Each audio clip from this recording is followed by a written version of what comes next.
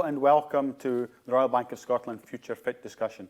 I'm Roddy McLean, Director of Agriculture of the Bank, and I'm delighted to be joined by David Lauria, dairy farmer from Kinross and past chair of Scottish Association of Young Farmers Clubs, Bill Gray, an arable land manager in the Lothians, and importantly the chair of RAS, who are responsible for delivering this excellent showcase event in extraordinary times, and Katrina Barclay, the manager of RET. Thanks all for joining me here today. To start discussions, I'd like your thoughts, and we'll go in the order of the introductions. Sustainability is a big word that's often used with regards to planet, business and life. And what I'd like from you is, what does it mean for you and your business? Thanks, Roddy.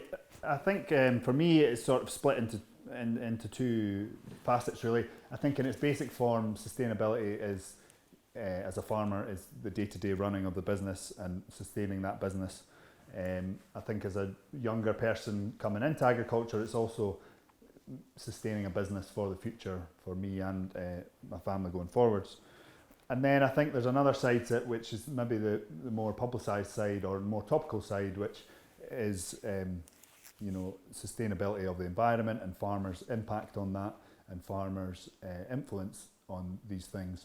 And I think in recent times with Brexit and new trade deals, there's also a responsibility for farmers to work to sustain, how we get the public to buy our products over other products and what changes we maybe need to do in order to tackle that. Bill? Thanks, Roddy. From my point of view as an arable farmer, the word sustainability encompasses all sorts of things, but predominantly for us it's business resilience, I guess. And following on from what David's saying, really in terms of that day-to-day running, that delivers that resilience. But then probably more so from an arable point of view, and not necessarily specifically to that, but soil health, for example, our crops are grown on soil.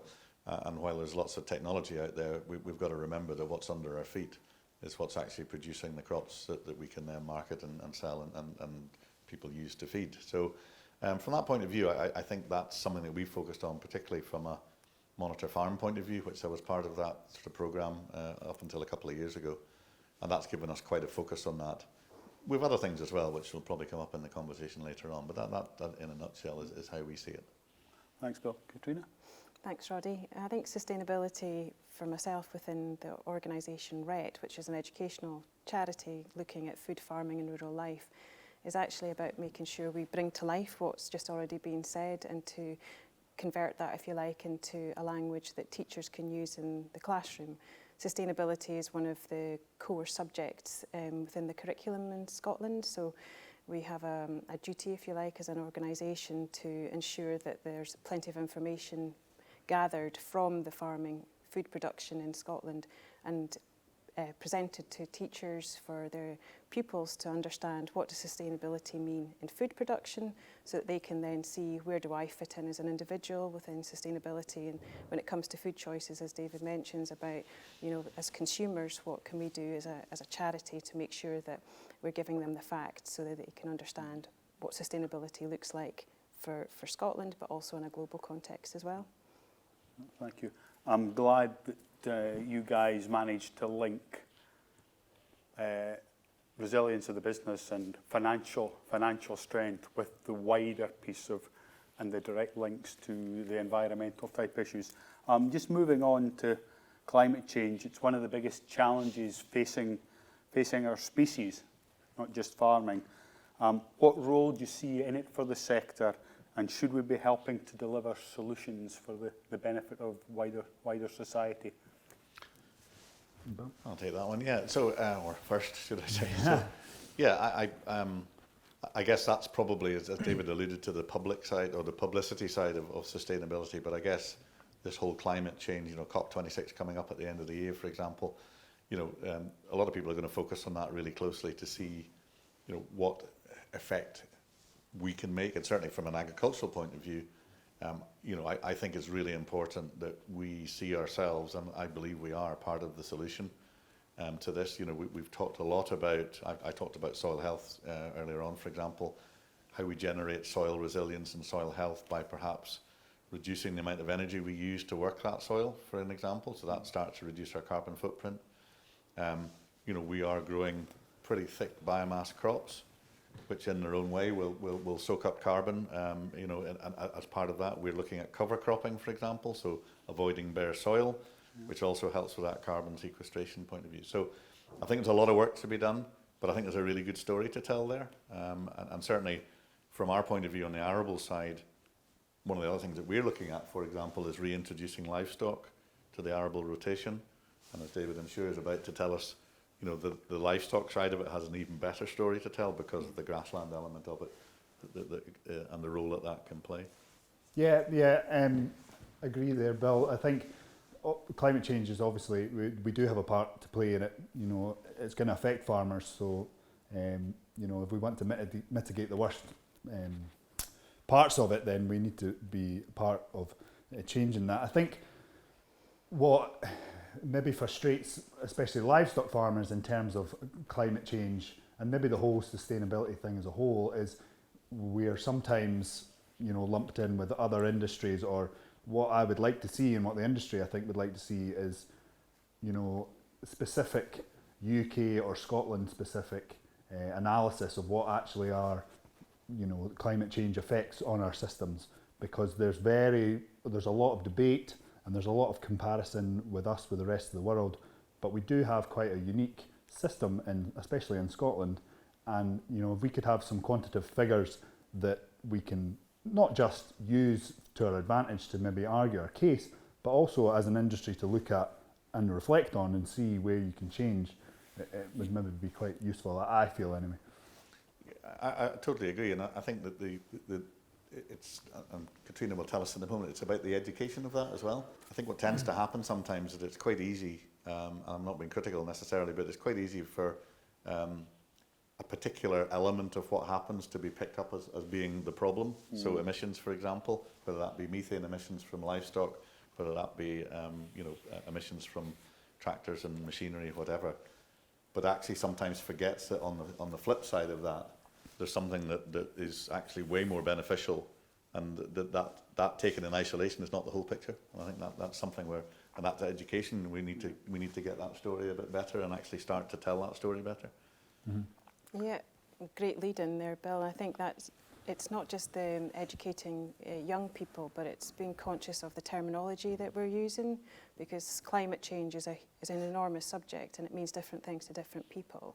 And I think what you were saying, David, about that sort of being able to benchmark where farming sits, or agriculture in Scotland sits within its contribution to, is really vital. And the work that SAOS are doing around the Carbon Positive project is something that REP will get involved in to help take that information that's been gathered in data sets and being able to translate it, if you like, into a usable format that helps not just pupils in the classroom, but when they get home and have those conversations with their family and friends about their messaging, about their contribution to climate change, and thinking about food choices going forward. But being able to put some context behind that, I think, is really important when it comes to our use of land in Scotland.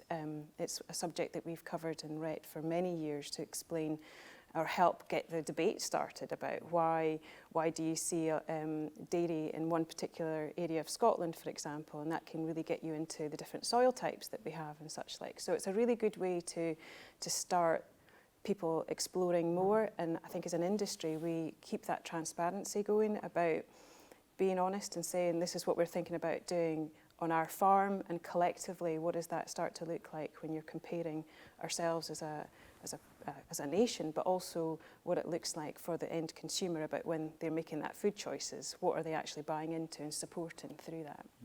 Yeah. Thanks, Katrina. How important do you all think that technology and automation and data is to the farm of today, and probably more importantly of the farm of tomorrow? Yeah, I think technology is extremely important. You know, we need to adapt with the times, and it, at all points, I suppose, when we discussed at the beginning, it's about making some money at the end of the day, and technology can be a great benefactor to that. I think what we maybe need to see is we probably see a bit of a divide in agriculture in Scotland. You've got people or parts of the industry that are very good at technology. They're maybe much bigger and scale that they can afford to invest in it, but then there's maybe the smaller scale parts of agriculture that possibly need to see or maybe have a little bit more assistance in their embracing technology. We had a little bit of that with the technology grants at the beginning of the year with the Scottish Government, but they were a little bit, here's the money, there's no sort of follow-up to it. If somebody's got some new kit, how are they doing it, how are we benchmarking it, how are we collecting that data to be to a benefit to the whole of agriculture as a sector. Katrina? I'm sitting here nodding as you're speaking there, David, because there's the STEM subjects, so the science, technology, engineering and maths has been a real driver within education in schools for a number of years. And one of the easy parts of our role as an education charity is being able to celebrate that technology. And when we're involved in an industry, you sometimes don't get the opportunity to lift out and have a look and being able to actually share what that technology looks like with others. And I think you're right, the sharing that transfer of knowledge of how did it work, when does it work, is things that as an industry we need to be doing more of, and getting not just young people in schools informed about it, but the wider general public as well. I'm going to sort of shift it a little bit, because I think we tend to, and you'll be surprised to hear that as an arable farmer or land manager, that technology also usually means sort of bright shiny machinery and satellites and all the sorts of things that we currently use, and there've been fantastic innovation there in terms of how that's progressed over the years. But I think there's a whole stage further than that, and I go back to that sustainability comment about how we produce and grow crops, for example. And I think there's going to be a massive increase in technology in terms of actually things that we can do to help us to grow crops better without relying on, for example, quite as much in the way of inorganic fertilizer or some of the products that we use to try and keep our crops clean to make sure that they produce to their optimum. So this whole biosphere and this whole bio side of things, of which is really starting to take off. I was chatting to an agronomist the other day, and I said, as a young person coming into agronomy, you've got a fantastic opportunity here to embrace this technology, which will actually make crop production, for example, more sustainable, but also actually it'll tell a better story to the public. And the public perception of crop growing will improve as a result. And I don't think there's a problem with it at the moment, but it's certainly if you farm on the fringes of a village, etc., or whether as access increases and more footpaths across the land, etc., we're much more aware then of the impact that we might be having on people's perception. But I think there's a really strong case now to say that things will move on well, in the future. My perception, the industry gathers a lot of data, but the bit that seems to lack for me is actually doing something meaningful with that data in a real time to give you as the business managers the opportunity to make informed and sound and timely decisions. And it kind of leads on to, do you think your peers spend enough time taking the big picture look, the helicopter view, by working on their business rather than working in their business? That's a good one. Are they at the I might just throw that one over. I think it's just while I have a think about time that. at the coal face rather than standing back so that they can make the right strategic business decisions for their business and the family? I think farmers would probably like to do more of that to take away from the coalface, but what I always feel with farmers, and it's maybe a bit cynical, is incentive drives what we're going to do. For us personally, we're on a supermarket contract, which is a fantastic contract, but we have a lot of hoops to jump through. But if we didn't jump through those hoops, we wouldn't get the price or the benefit from the end product. But that does drive you, and you have to stand back, and if you look back at all the things that you're doing, sometimes it feels like an onerous task, but actually you get to see a wider picture of your business and you get to see everything in detail. And if there is incentive there, and I think that's maybe something for policymakers, is farmers are driven by incentive. mainly because we're a generation where, you know, policymakers have given us incentive throughout, especially when we were part of the EU historically. So if they want people to do stuff, I think incentive, if it's there in some form, is always going to help farmers to engage better all the time. Anything to add, Katrina?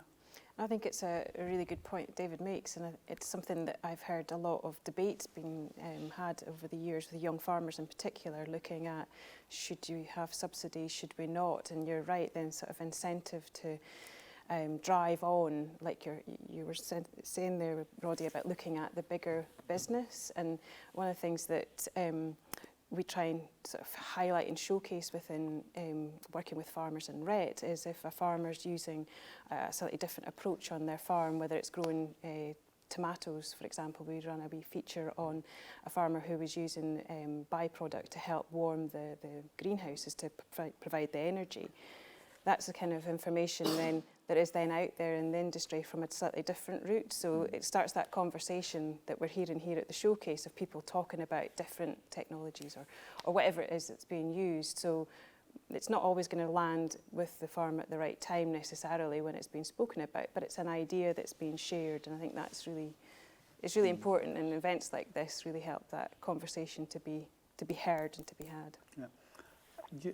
I think. Sorry, Sorry, I go, Bill. I think one thing we need to do, we need to learn a little bit more is we all work really hard, but we need to work a bit smarter, maybe. Yeah. You know, so I think that there's been an adage often spoken that in generations gone by, the harder you worked and the more hours you put in, the more you got out of it. I think we're now having to learn. I think that we need to, you know, embrace more of what's there. And your helicopter view is a good analogy, but we've become involved, for example, in benchmarking.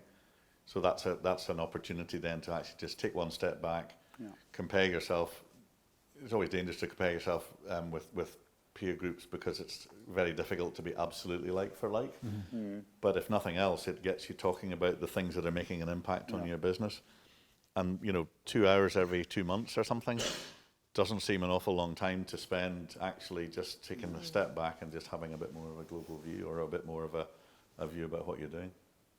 Yeah. As we get to the end of this discussion,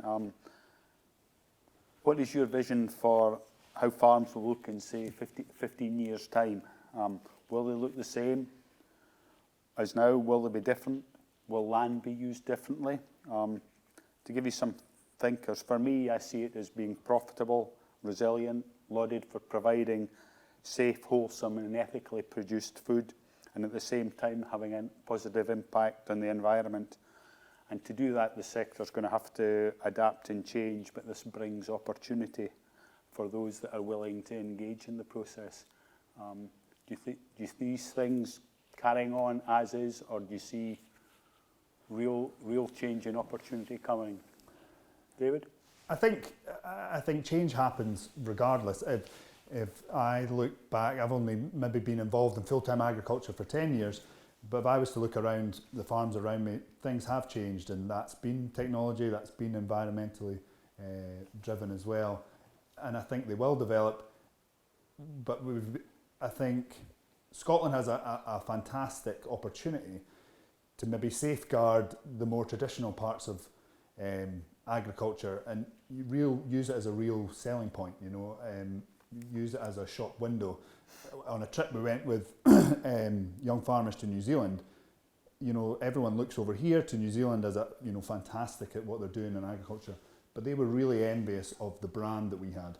You know, nobody really thinks of New Zealand as a brand, but, you know, if it's a Highland cow out in a field or it's the Scotch whisky or things. So I think there's a real opportunity there, again, with a little bit of incentive maybe from policymakers, you know, to help agriculture, and that farmer then goes away from having that drive that he needs to get bigger, he needs to change loads, but actually get good at the size he is and get praised for that. Then there's maybe an opportunity there for, I would say, in the future, hopefully. I think it's very easy to say that things will be so different, and you know, what we're seeing at the moment will not look like in 25, 30 years' time. But actually, if we're being honest, we're crystal ball gazing just a little bit. I think the key really is to, and I suppose it comes back to that helicopter view again, is actually to just be aware of what opportunities might present themselves, and don't be afraid to change. Maybe, you know, I think we've been a little bit resistant to that, perhaps, or a bit afraid of it. And I think, you know, from an education point of view, I think the key here is, you were commenting, Katrina, about the education element of how good it is to educate, you know, young people to make choices, but actually influence their parents, perhaps. But actually, those are going to be the buyers of the future as they go on. So to tie the whole thing together and actually look at what is going to be best for agriculture in Scotland, for the people who are, we still have to feed people. Let's not forget that, you know, that farms are here to deliver food production predominantly, with other benefits that are available through environment and you know, as I'm sure we'll discover as we progress, that whole carbon story will benefit the environment, you know, of what we can actually achieve.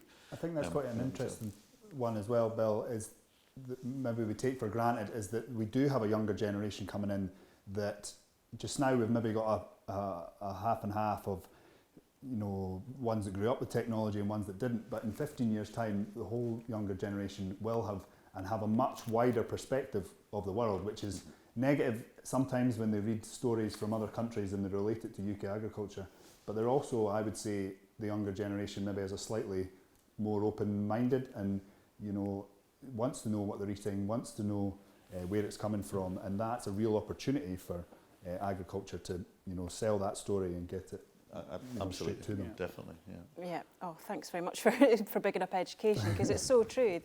That's one of the reasons we're doing the Year of Beef this year with RET, which is to take that opportunity to cover the subjects that we've covered in this short discussion around climate change and land use, and like your question, Roddy, about what does it look like in the future, and by putting together a package of information that is, as David has highlighted, related to Scotland, because you can go on the internet and search for answers, and if we can provide a reliable, fact-based set of resources for teachers, including some training for them, rather than just putting together a whole load of resources and say, there you go, on you go, actually helps support what we as an industry want to make sure gets across really clearly. So around welfare of the livestock, the nutrition, and that ties back to our conversation about technology, and the wealth of research that's been done over the years, and making sure that that information is translated into a usable, classroom-friendly resource that then inform those young people so that they can then make their own choices, because it's not anybody, in my opinion, it's not in anybody's best interest to come across as this is what you should do and this is the way you should do it. It's about saying this is what happens in Scotland, this is how we produce red meat in Scotland, this is how we grow crops in Scotland, and then make those choices as you go forward as a consumer. And by concentrating on something like the Year of Beef, especially with the COP26 coming up, it gives the industry that opportunity to say this is what we do and be transparent, because there isn't anywhere to go now that we're a really technology-driven generation. They can find it. We're all on a journey, though, aren't we? That's the thing. We're all on a journey together in this. You know, whether we be producers or policymakers or consumers. And the key thing is that everybody goes on that journey together, and everybody has an impact on that.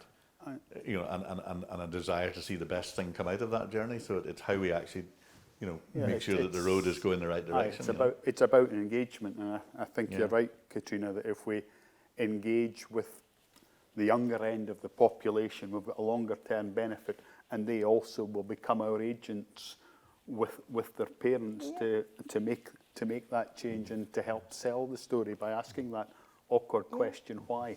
But I think it's a bit like the strapline we've used for the showcase about reconnecting with your community. It's about understanding the people behind food. That's really, certainly just now with the generation of consumers, or the younger generation, they want to know who's behind the food. They want to have that connection. They want to know more about it. So as an industry, we can't be shying away from that. I think it's really vital we use what we have. And there's some great individuals, but there's some great stories that we can tell. And you know, I'm all about storytelling because it is a good way to get the message across.